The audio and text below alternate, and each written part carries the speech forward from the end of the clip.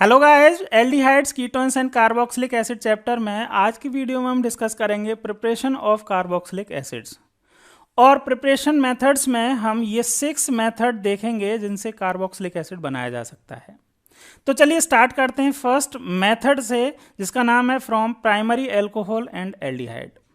अब इसके लिए देखिए, पहले एक कॉन्सेप्ट जान लेते हैं जो हम पहले भी एक बार डिस्कस कर चुके हैं कि ऑर्गेनिक कंपाउंड का ऑक्सीडेशन और रिडक्शन किस तरह से होता है। हमें बात करनी है एल्कोहल्स और एल्डिहाइड्स की, तो एल्कोहल और एल्डिहाइड पे ही आ जाते हैं। एल्कोहल यहाँ पे हैं और एल्डिहाइड यहाँ है। एल्कोहल और एल्डिहाइड के ऑक्सीडेशन से क्या फॉर्म हो रहे हैं? कार्बोक्सिलिक एसिड फॉर्म हो रहे हैं।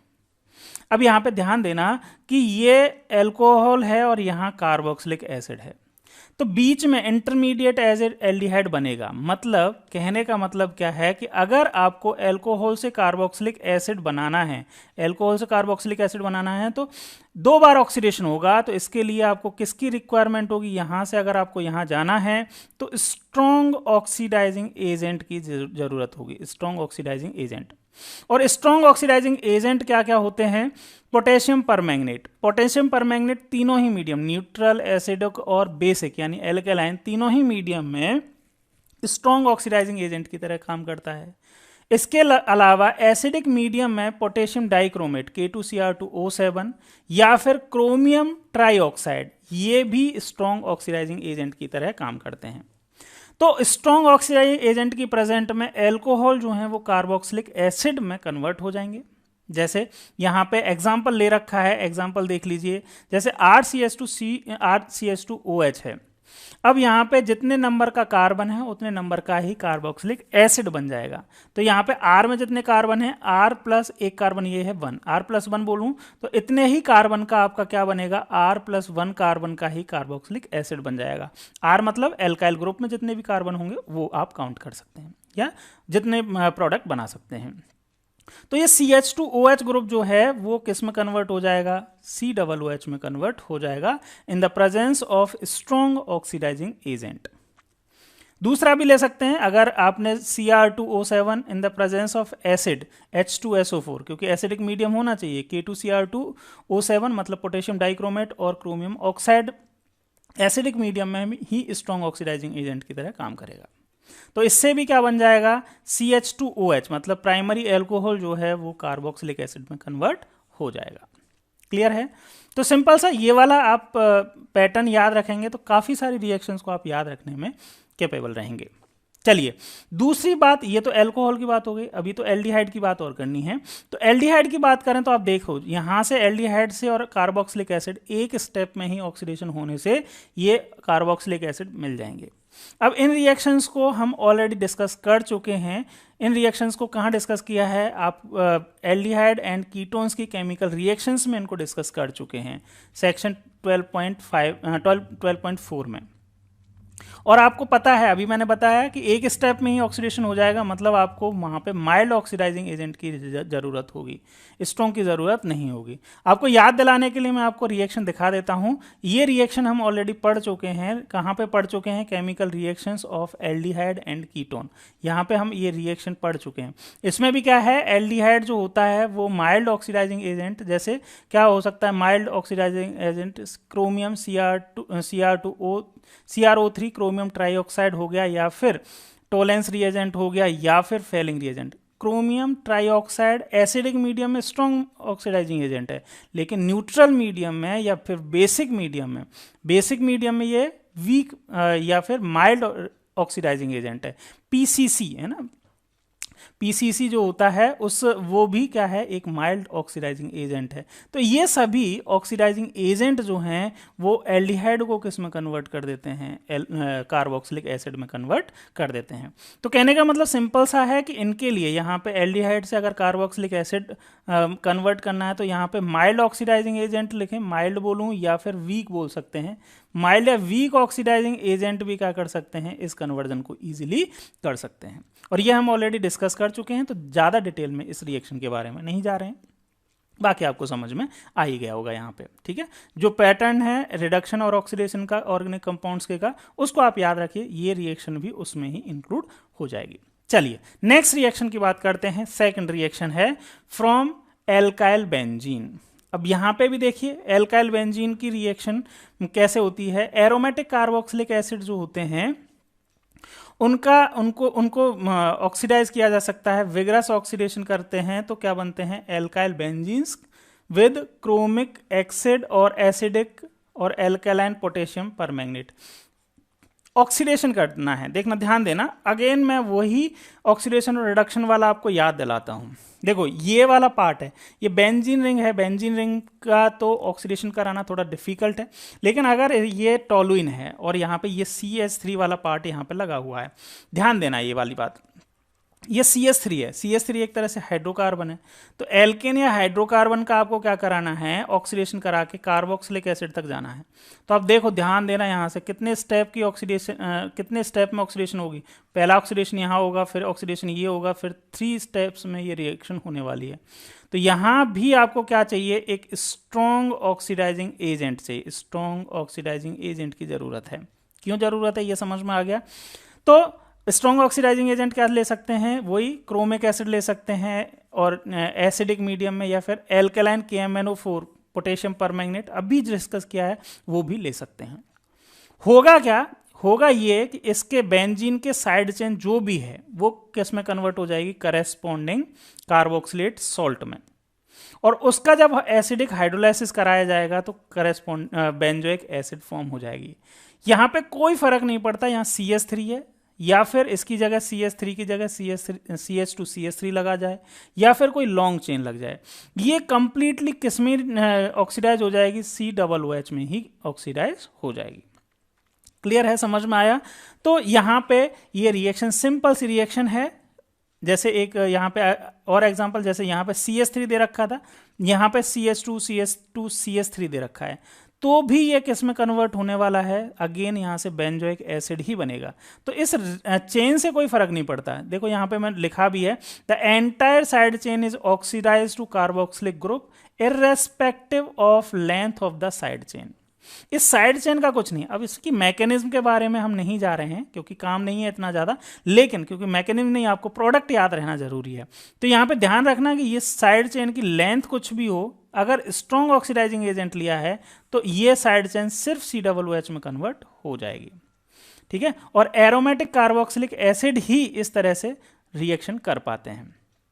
एल्केन्स का रिडक्शन ऑक्सीडेशन भी हो सकता है, वो भी किसकी होगा, बहुत ही ज़्यादा विगरस ऑक्सीडेशन कराना पड़ेगा और बहुत ज़्यादा स्ट्रॉन्ग ऑक्सीडाइजिंग एजेंट लेना पड़ेगा और एलिवेटेड जो है कंडीशन रखनी पड़ेंगी, मतलब हाई टेम्परेचर वगैरह रखना पड़ेगा। यहाँ पे भी आप देख रहे हैं कि हीट करना पड़ रहा है हमें। ठीक है, जो कंडीशंस हैं उनको थोड़ा सा और विग्रस करने के लिए, ऑक्सीडेशन और विग्रस करने के लिए और ज़्यादा करने के लिए हमें थोड़ी कंडीशंस जो होती हैं टेम्परेचर और प्रेशर की, उनको एलिवेट करना पड़ता है। ठीक है, बढ़ाना पड़ता है। चलिए जी, समझ में आया, यहाँ तक कोई दिक्कत नहीं होगी। तो सेकेंड रिएक्शन हमने डिस्कस कर ली। अब हम बात करते हैं थर्ड रिएक्शन की, और थर्ड रिएक्शन काफ़ी ज़्यादा इंपॉर्टेंट रिएक्शन है और इसका नाम है फ्रॉम नाइट्राइल। नाइट्राइल मतलब नाइट्राइल IUPAC नेम है, साइनाइड भी बोलते हैं ना, फ्रॉम साइनाइड्स और अमाइड्स।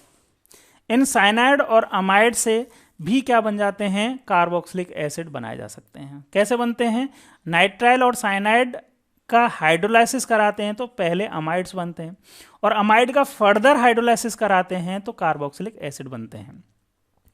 और वो कैसे करा सकते हैं, एसिडिक हाइड्रोलाइसिस भी करा सकते हैं और एल्कलाइन हाइड्रोलाइसिस भी करा सकते हैं। कहने का मतलब क्या है, यहाँ पे कैटलिस्ट, ये एसिडिक और बेसिक मीडियम जो होती है वो कैटलिस्ट की तरह काम करती है।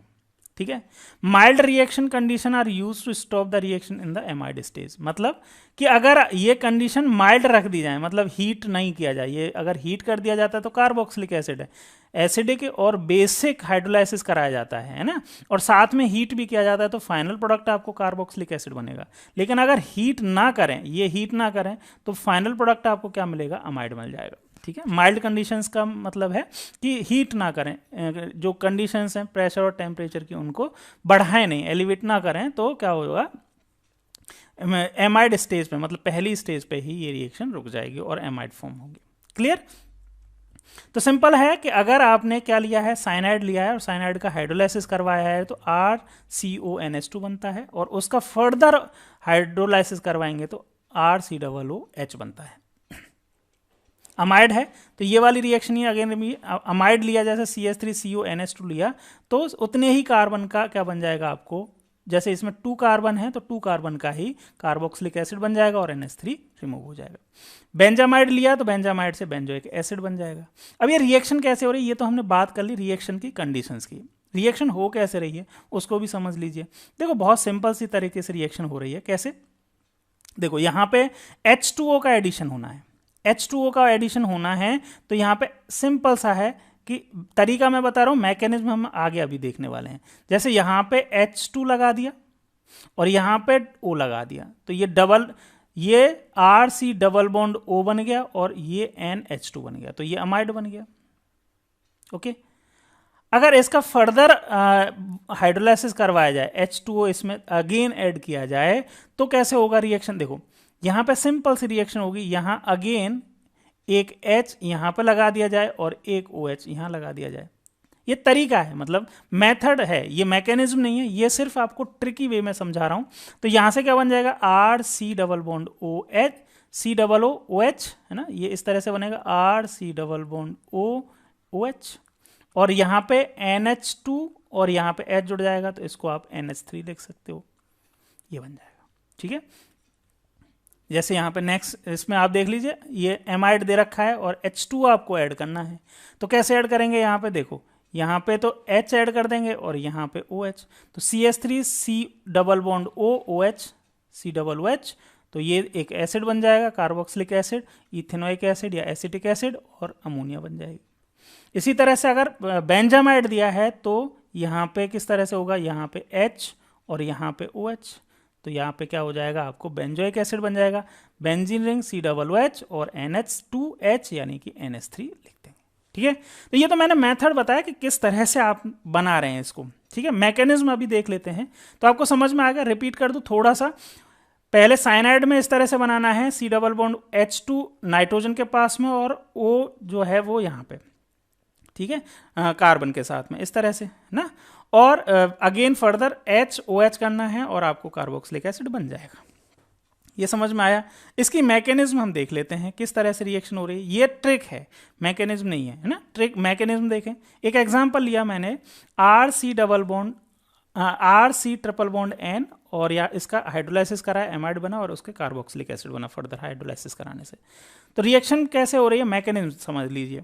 देखो यहाँ पे ये अमाइड जो साइनाइड है या नाइट्राइल कह दीजिए, साइनाइड या नाइट्राइल, इसके ऊपर नाइट्रोजन के ऊपर लोन पेयर है और एसिडिक कंडीशन में ये क्या करेगा, एक यहाँ पे एसिड बेस रिएक्शन होगी, H+ और ये नाइट्रोजन जो है उसके पास लोन पेयर है, तो ये H+ जो है वो कहाँ जाएगा, इस लोन पेयर के पास अट्रैक्ट होगा और इस तरह से एक क्या बनेगा, प्रोडक्ट बन जाएगा। और जैसे ही नाइट्रोजन के पास में पॉजिटिव चार्ज आया, मतलब नाइट्रोजन ने अपना लोन पेयर इस हाइड्रोजन को दे दिया, H+ का मतलब हाइड्रोजन के पास कोई भी इलेक्ट्रॉन नहीं है, हाइड्रोजन का वेकेंट मतलब एक जो ऑर्बिटल है वो वेकेंट है, तो इसने दोनों इलेक्ट्रॉन इसको दिए हाइड्रोजन को, और जैसे इसको दिए तो नाइट्रोजन के ऊपर पॉजिटिव चार्ज आ गया।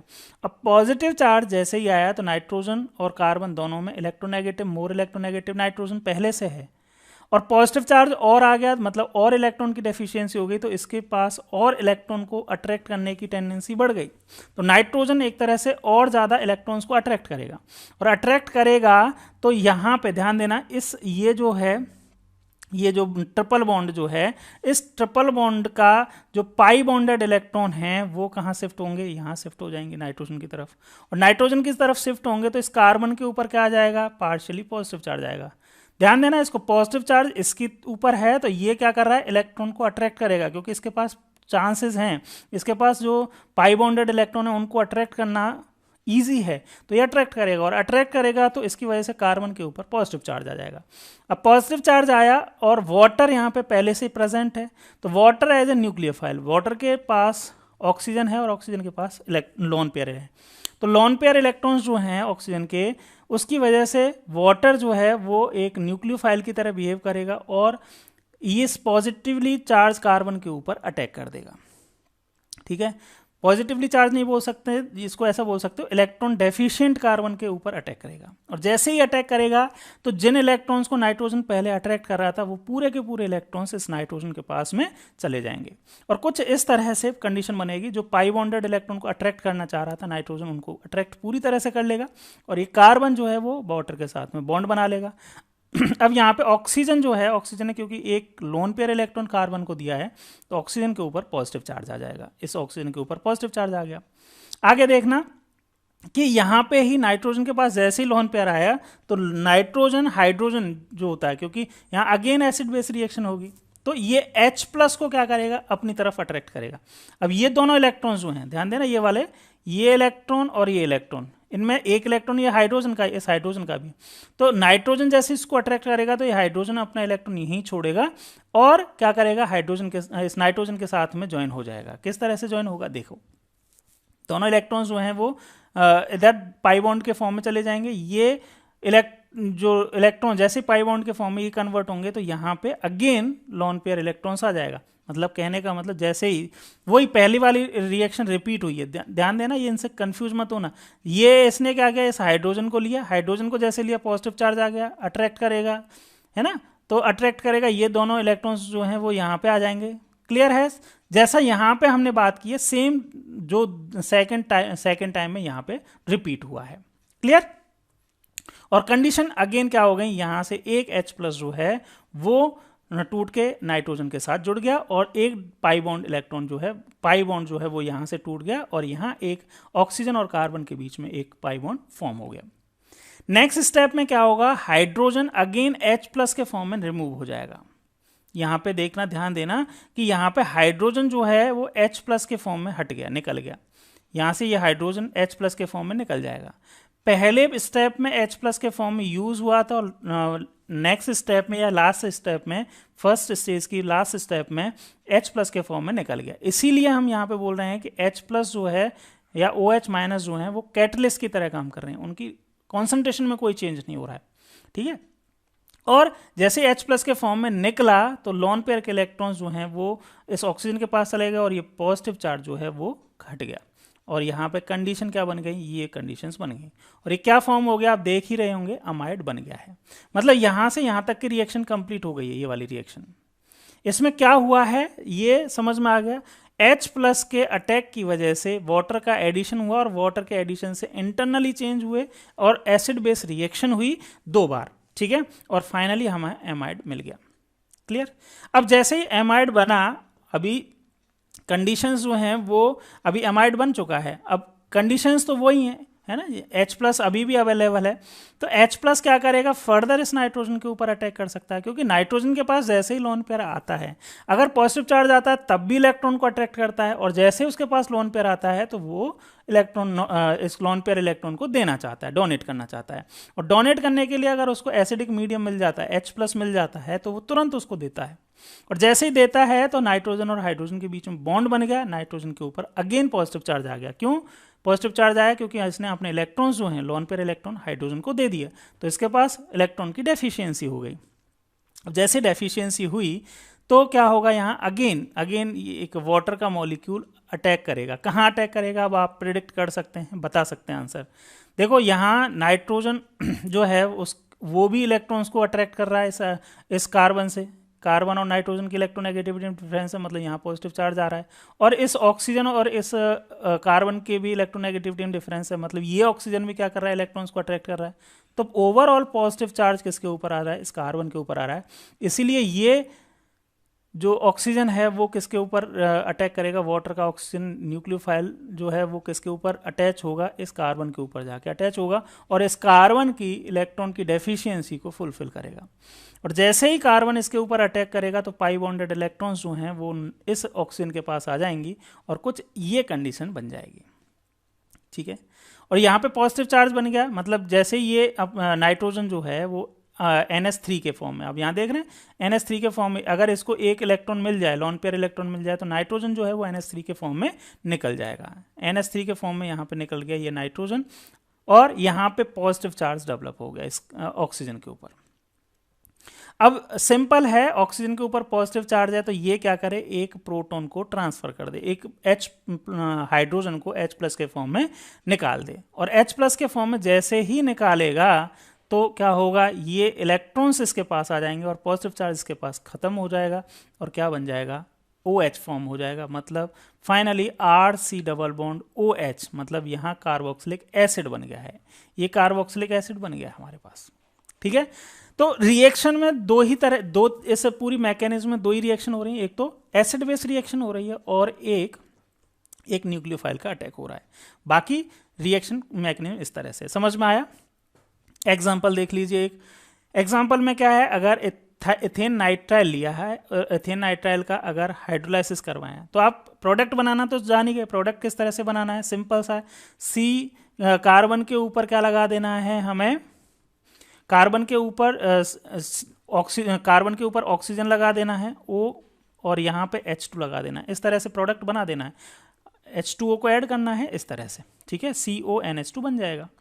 ठीक है, एमाइड बन गया। और एमाइड से अगर फर्दर अगर इसका हाइड्रोलाइसिस करवाएंगे तो क्या होगा, यहाँ से अगेन यहाँ पे H और यहाँ पे OH लगा देंगे और प्रोडक्ट इस तरह से बन जाएगा। ठीक है, तो प्रोडक्ट बनाने की ट्रिक तो हम देख चुके हैं, मैकेनिज्म भी हम देख चुके हैं, ये रिएक्शन आपको समझ में आई होगी, काफ़ी इंपॉर्टेंट रिएक्शन है। इस रिएक्शन का यूज जो है वो कैसे, इस रिएक्शन का काफ़ी यूज़ किया जाता है। अगर एल्केन क्या लिया जाए हमारे पास, अगर हेलो एल्केन या हेलो एरिन लिया जाए और उसकी रिएक्शन KCN से करवाएं तो हमारे पास ये मिल जाता है क्या, नाइट्राइल या एल्काइल साइनाइड बन जाते हैं, और एल्काइल साइनाइड का फर्दर हाइड्रोलाइसिस कराते हैं तो कार्बोक्सिलिक एसिड बन जाते हैं। तो यहाँ पे ध्यान देना, ये इसमें नंबर ऑफ कार्बन कितने, R में जितने कार्बन होंगे, और जैसे ही KCN से रिएक्शन करवाई तो R+1 के कार्बन हमें मिल गए, मतलब एक कार्बन बढ़ के मिला है नाइट्राइल, और उसका भी जब हाइड्रोलाइसिस करवाया तो भी हमें कार्बोक्सिलिक एसिड कितने कार्बन का मिला है, R+1 का मिला है। मतलब अगर एल्काइल हैलाइड हमारे पास R कार्बन का है और हमें R+1 कार्बन के कार्बोक्सिलिक एसिड बनाने हैं तो उनको पहले हम नाइट्राइल्स में कन्वर्ट कर लेंगे, मतलब साइनाइड से रिएक्शन, KCN से रिएक्शन करके एल्काइल साइनाइड बनाएंगे और उनका हाइड्रोलाइसिस करा के कार्बोक्सिलिक एसिड बना सकते हैं। तो ये कन्वर्जन में एक कार्बन ऐड करने के लिए ये रिएक्शन यूज की जाती है। क्लियर, समझ में आया। चलिए नेक्स्ट चलते हैं। नेक्स्ट रिएक्शन है ग्रिग्नियर रिएजेंट से, जो मैं अभी बता रहा था, यही है ना, कन्वर्जन जो होता है एल्काइल साइनाइड से करस्पॉन्डिंग कार्बोक्सिलिक एसिड अगर हमें बनाने होते हैं तो एक कार्बन ज़्यादा का कार्बोक्सिलिक एसिड हम बना सकते हैं असेंडिंग द सीरीज, है ना, इसको असेंडिंग द सीरीज बोलते हैं। कौन कौन से, पहला अभी हमने KCN वाले रिएक्शन से देखा, नाइट्राइल से देखा, और दूसरा मेथड है कि ग्रिग्नियर रिएजेंट से भी हम एक कार्बन ज़्यादा का क्या बना सकते हैं, कार्बोक्सिलिक एसिड बना सकते हैं। देखो ध्यान देना यहाँ पे कि ग्रिग्नियर रिएजेंट जो थे वो भी हम किससे बनाते हैं, इस एल्काइल हैलाइड से बनाते हैं। एल्काइल हैलाइड की रिएक्शन मैग्नीशियम और ड्राई ईथर से करवाते हैं तो हमें क्या मिलता है, एल्काइल ग्रिग्नियर रिएजेंट बनते हैं।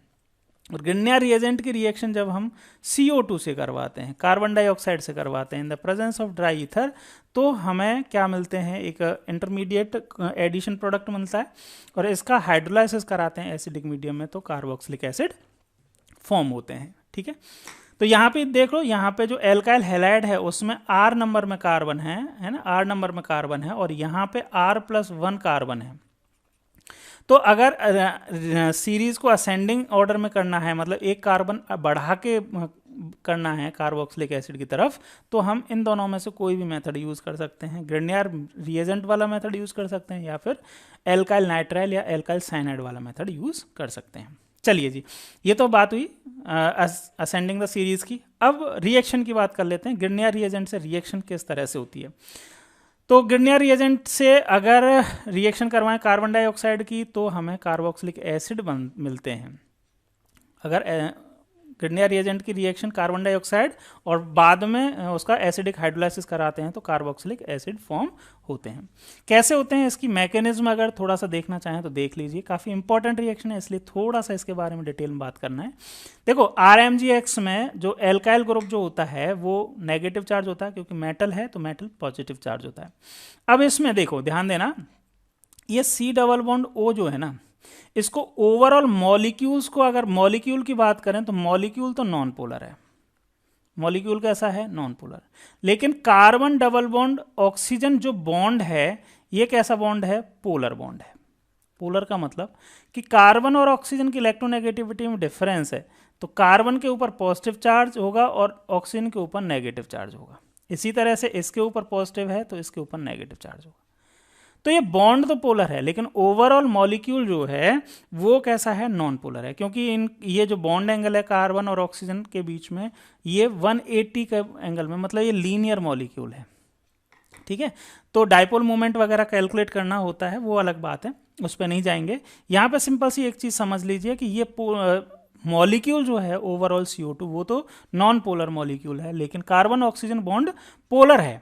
अब पोलर है तो फिर क्या होगा, देखो ध्यान दो, पोलर है तो यहाँ पे नेगेटिव चार्ज आएगा और यहाँ पॉजिटिव चार्ज आएगा, और पॉजिटिव चार्ज के साथ में नेगेटिव चार्ज जो है वो उसको अटैच करा दीजिए, और ये जो पॉजिटिव है इसको, ये मैग्नीशियम वाला पॉजिटिव चार्ज है, इसको ऑक्सीजन के साथ नेगेटिव के साथ में अटैच कराइए, और क्या बन जाएगा, प्रोडक्ट कुछ इस तरह से बन जाएगा।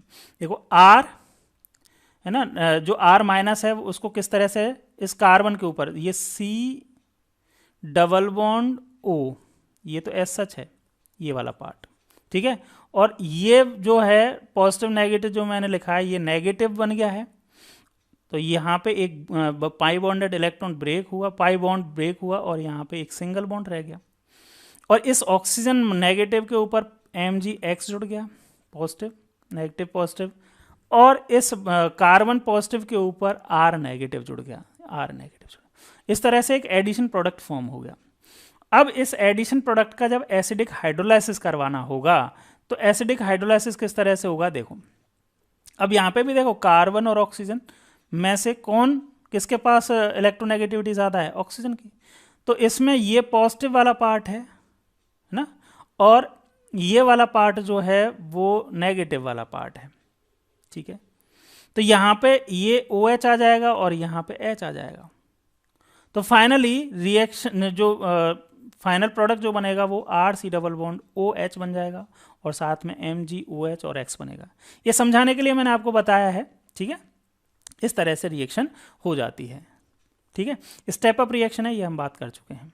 एग्जाम्पल देख लीजिए, RCH2 MgCl, और इसकी रिएक्शन अगर CO2 से करवाएं और बाद में एसिडिक हाइड्रोलाइसिस करवाएं तो सिंपल सा क्या करना है, हमें यहाँ पे एक ब्रेक करना है और यहाँ COOH जोड़ देना है, तो CH3CH2 COOH बन जाएगा।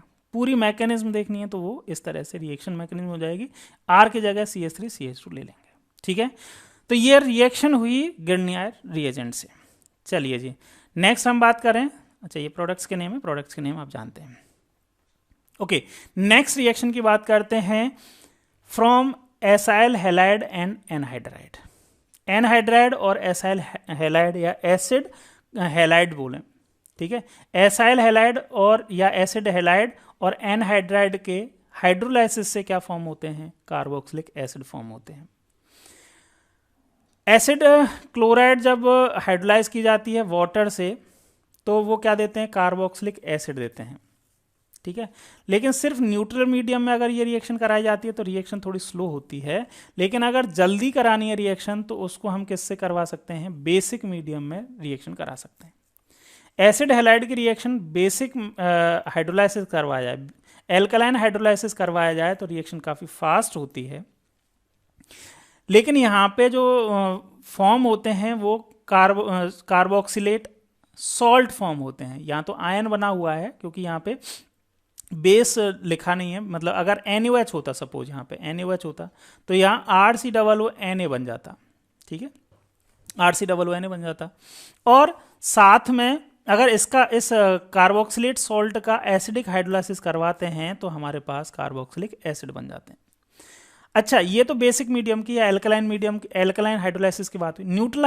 अगर न्यूट्रल मीडियम में करवाते हैं तो बनते तो फिर भी कार्बोक्सिलिक एसिड ही हैं, लेकिन वो काफ़ी रिएक्शन स्लो होती है। तो ये बात हुई एसाइल हैलाइड या एसिड क्लोराइड से।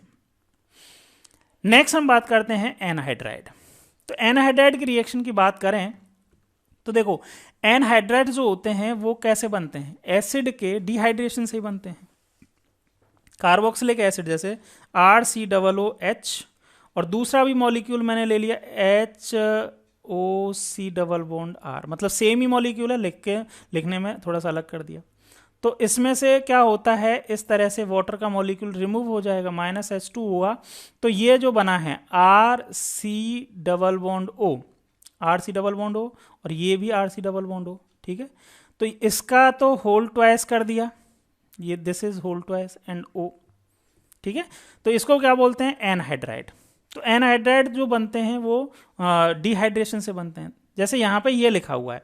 तो इसका मतलब क्या है, C6H5C डबल बॉन्ड O। अब देखो दो है ना, तो एक तो मैंने ये लिख दिया और O यहाँ पे लिखा, तो यहाँ पे C double bond O and C6H5, इस तरह से है। अब इसमें सिंपल सा है, कुछ ज़्यादा डिफिकल्ट नहीं है। यहाँ पे क्या करना है, हाइड्रोलाइसिस करना है। ये बॉन्ड भी ब्रेक हो सकता है, ये बॉन्ड भी ब्रेक हो सकता है, कोई सा भी हो सकता है। अब यहाँ पे एक तरफ तो OH आ जाएगा, एक तरफ H आ जाएगा। जैसे यहाँ पे मैंने एक तरफ से OH निकाला था, एक तरफ से H निकाला था और -H2 हुआ, वैसे ही रिवर्स रिएक्शन हो जाएगी। जैसे ही एनहाइड्राइड्स का बेंजोइक एनहाइड्राइड है, देखो बेंजोइक एनहाइड्राइड, अगर मैं बात करूँ एनहाइड्राइड का नेम, तो वो एसिड के नेम के बेसिस पे ही है, बेंजोइक एसिड से बन रहे हैं, तो ठीक है, तो इनके बेंजोइक एसिड बन जाएगा। बेंजोइक एसिड के दो मॉलिक्यूल बनेंगे, और इस रिएक्शन को अगर रिवर्स करें तो दो बेंजोइक एसिड का अगर डिहाइड्रेशन कर दिया जाए तो क्या बनेगा, बेंजोइक एनहाइड्राइड बन जाएगा। क्लियर है, समझ में आया? ज़्यादा डिफिकल्ट नहीं है, सिंपल सा आप याद रखें कि एसिड के, ये तो बेसिक सी बात, बेसिक रिएक्शंस में बात करते हैं, बेसिक कॉन्सेप्ट्स में बात करते हैं। एनहाइड्राइड बनते ही कैसे हैं, एनहाइड्राइड का फॉर्मेशन ही एसिड के किससे होता है, डिहाइड्रेशन से होता है। तो इनका दोबारा से हाइड्रेशन करवाएंगे तो अगेन क्या बन जाएंगे, एसिड बन जाएंगे, ठीक है। ये तो सेम टाइप के हैं, डिफरेंट टाइप के भी हो सकते हैं। जैसे कैसे हो सकते हैं, देखो एक एग्जांपल लेता हूँ, CH3COOH है, और दूसरा क्या है, CH3CH2COOH। अब यहाँ से एक से OH और एक से H निकलेगा और क्या बनेगा, ये एनहाइड्राइड बन जाएगा, C double bond O C double bond O and CH2CH3, इस तरह से बन जाएगा। CH3CO, ये वाला पार्ट, और ये यहाँ पे जुड़ा, ये O, ये C डबल बॉन्ड O, ये C डबल बॉन्ड O, और CH2CH3, इस तरह से बन गया। इसी तरह से यहाँ पे भी है, ये देखो C6H5C डबल O, यहाँ डबल बॉन्ड O ऐसे था, ये यहाँ पे बीच में होगा C डबल बॉन्ड O, और ये वाला पार्ट हो, ठीक है। इसका हाइड्रोलाइसिस करवाया तो दो एसिड बन जाएंगे, हाइड्रोलाइसिस करवाया कहीं से भी करवा सकते हो, यहाँ से ब्रेक किया सपोज, यहाँ पे H आ जाएगा और यहाँ पे OH आ जाएगा, तो C6H5C डबल OH और CH3C डबल बॉन्ड OH, तो यहाँ पे इथेनोइक एसिड बन जाएगा और बेंजोइक एसिड बन जाएगा। क्लियर? ये तो सबसे सिंपल है कि हाइड्रोलाइसिस कराने से, एनहाइड्राइड का हाइड्रोलाइसिस कराने से जो जिन एसिड से वो बना था वो एसिड अगेन आपको मिल जाते हैं। क्लियर? चलिए जी, नेक्स्ट रिएक्शन की बात करें, फ्रॉम एस्टर्स। एस्टर की बात करें तो एस्टर की थोड़ी सी बात हम पहले अलग से करते हैं। एस्टरिफिकेशन रिएक्शन वैसे बाद में पढ़ेंगे, लेकिन 10th क्लास में भी आप एस्टरिफिकेशन रिएक्शन पढ़ के आते हैं। एस्टर्स जो होते हैं फ्रूट लाइक स्मेलिंग कंपाउंड, वही हैं। तो एस्टरिफिकेशन रिएक्शन में होता क्या है, एक एसिड होता है ना, कार्बोक्सिलिक एसिड होगा, थोड़ा सा लिख देता हूं मैं, कार्बोक्सिलिक एसिड। अगर ये पहले बैक रिएक्शन पढ़ा रहा हूं एक तरह से, है ना, और उस दूसरा लेते हैं हम एल्कोहल, और उससे क्या फॉर्म हो जाते हैं, हमारे पास एस्टर्स फॉर्म होते हैं और साथ में वाटर निकलता है, और ये रिवर्सिबल रिएक्शन होती है। अगर यहाँ पे डिहाइड्रेटिंग एजेंट लेते हैं, जिससे ये वाटर जो होता है वो रिमूव हो जाता है, और उसकी वजह से क्या होता है, ली-चैटलियर प्रिंसिपल के अकॉर्डिंग रिएक्शन फॉरवर्ड डायरेक्शन में ज़्यादा होती है, और एस्टर्स हमें फॉर्म होने लग जाते हैं, एस्टर हमें मिलने लग जाते हैं। ठीक है, अच्छा, यही रिएक्शन अगर हम बात करें, इस रिएक्शन में हम क्या बात कर रहे हैं कि एस्टर से हमें क्या बनाना है, कार्बोक्सिलिक एसिड। अब इसमें एक बात जो याद रखने वाली है वो याद रखें, इसको मैं यहाँ पे बता देता हूँ। जैसे एक एग्जांपल ले लेता हूँ, RCOOH, और यहाँ पे एल्कोहल लिया R-OH। अब यहाँ पे ध्यान रखने वाली बात एक ही है, वो ये है कि कार्बोक्सिलिक एसिड में से OH निकलता है, ये बात ध्यान रखना। और एल्कोहल्स में से H+ निकलता है और फाइनली RCOO R- फॉर्म होता है, साथ में H2O फॉर्म होता है। अब H2O में मैं ऐसे लिखूं ना HOH, तो OH वाला पार्ट जो है ना वो ये कहाँ से आया है, मैं थोड़ा सा डार्क रेड कलर से करके लिख देता हूँ। ये वाला OH वाला पार्ट जो है वो कहाँ से आया है, ये OH वाला पार्ट जो है वो आया है कार्बोक्सिलिक एसिड से। ये ही बात ध्यान रखनी है, बस एक बात याद रखनी है। और जो दूसरा वाला पार्ट है वो कहाँ से आया है, ये मैं ब्लू से लिखता हूँ। H वाला पार्ट जो है वो कहाँ से आया है, एल्कोहल से। बस इतना सा बात ध्यान रखनी है। अब हम इस रिएक्शन पे आ जाते हैं। इस रिएक्शन को समझने में अब आपको कोई दिक्कत नहीं आएगी। एस्टर का जब क्या कराते हैं हम, ये एस्टर का हाइड्रोलाइसिस कराते हैं तो हमें क्या होगा, एसिडिक हाइड्रोलाइसिस करवाते हैं तो क्या फॉर्म होंगे हमारे पास, कार्बोक्सिलिक एसिड, ये बेंजोइक एसिड बना है और ये इथाइल एल्कोहल बना है, इथेनॉल बना है। देखो ये यहाँ पे जस्ट रिवर्स रिएक्शन है। लेकिन बात यहाँ पे ये आती है, इस फंक्शनल ग्रुप को मैं थोड़ा सा खोल के लिखता हूँ। जैसे ये C+O(O)C2H5। अब इसमें से आपको थोड़ा सा कंफ्यूजन ये हो सकता है कि सर इसमें से ये वाला बॉन्ड OH जो हम H2O जो ऐड कर रहे हैं, H2O यहाँ पे HOH कर रहे हैं, तो यहाँ पे OH वाला पार्ट कहाँ किधर जाएगा, तो आप यहाँ से ध्यान रखें। OH वाला पार्ट आया कहाँ से था, वहीं चला जाएगा। OH वाला पार्ट आया कहाँ से था, वाटर का OH वाला पार्ट आया था कार्बोक्सिलिक एसिड, मतलब C+O वाले पार्ट से। तो यहाँ C+O वाले पार्ट पे यहाँ पे जुड़ जाएगा क्या, OH जाएगा, और H कहाँ जाएगा, H जाएगा यहाँ पे। और इस तरह से क्या बन जाएगा, ये बेंजीन रिंग तो सेम ही रहेगी, बेंजीन रिंग, और ये बनेगा C+O, ध्यान देना इसको, C+O, और ये OH बन गया, ये वाला पार्ट COOH लिख दिया। और दूसरा क्या बनेगा, C2H5, ये C2H5 है, और यहां से क्या बनेगा, C2H5O है ना, और यहां से वाटर से क्या आ जाएगा, ये H आ जाएगा, C2H5OH बन गया। क्लियर है, समझ में आ गया। चलिए एक और एग्जांपल है, इसको भी हम करेंगे और आपको यहां पे समझ में आ जाएगा। देखो यहाँ C+O मैं इस तरह से, चलो थोड़ा सा अलग से लिख देता हूँ। जैसे इसी रिएक्शन को मैं लिखता हूँ CH3CH2CH2, और इस फंक्शनल ग्रुप को मैं लिखता हूँ C+O(O)C2H5, इस तरह से। अब यहाँ पे वाटर है ना, और वाटर की जगह आप अगर NaOH ले लो, एल्कलाइन NaOH ले लो, तो NaOH वाला पार्ट जो है वो कहाँ जाएगा, देखो HOH से आप कंपेयर कर लो, यहाँ पे HOH से कंपेयर कर लो, यहाँ पे H+ किसके पास गया था और OH किसके पास जाएगा। यहाँ पे ये जैसे ये NaOH की जगह यहाँ पे ये वाला पार्ट ये OH है, देखो समझना थोड़ा सा। यहाँ पे मैं ऐसे लिखूँ, ये क्या है, ये NaOH, ये तो H+ यहाँ पे, और ये किसकी जगह है, ऐसे लिखूँ मैं OH और H, ये H+ और ये OH-।